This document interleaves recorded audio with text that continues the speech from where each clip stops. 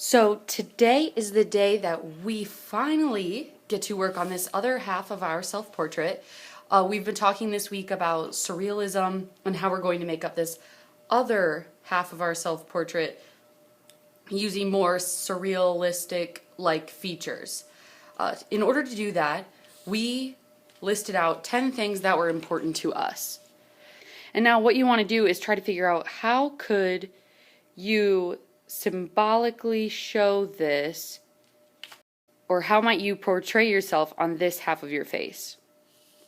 And that is what we're going to do today.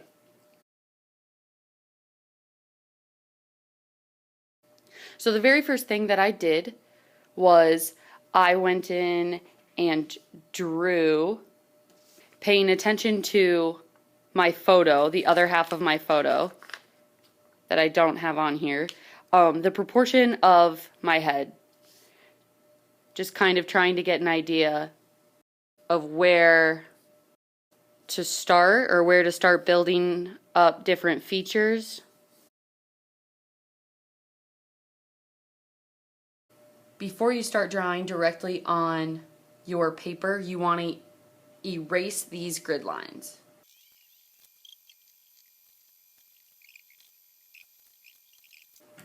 Once you've erased your grid lines, if you have accidentally erased the lightly drawn outline of your head or anything you have over there, make sure that you go back in and redraw the outline of your face or any other lines that you had happening over here that you want to keep.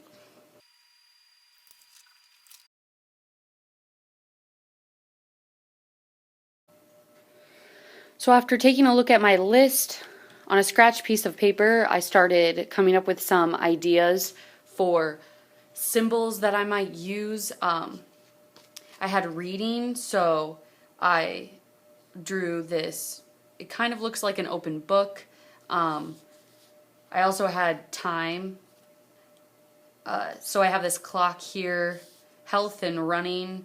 I have a shoe here, and because of art and school, I have a pencil and a paintbrush. So once I've reviewed my list of things that are important to me, and I have sketched out some possible symbols that I could use to make up the other part of my self-portrait, then what I started to do was place them on my face. So for my nose, you can see that I have this shoe. When I was looking at this shape, I thought that maybe it could make up part of my nose. I have this camera as my eye still. When I was looking at the shape of this book, it made me think of lips. For my hair, I added in pencils and paintbrushes. So I'm also paying attention again to my photo that I have gridded, and where's my eye placed on this grid. Okay, so whatever I'm using, like this camera for my eye, should be in about the same place on the grid. But what you want to do right now is you want to just draw the outline. You don't want to do any shading or anything to this side because we're going to watercolor it. For right now, we just want to have those shapes.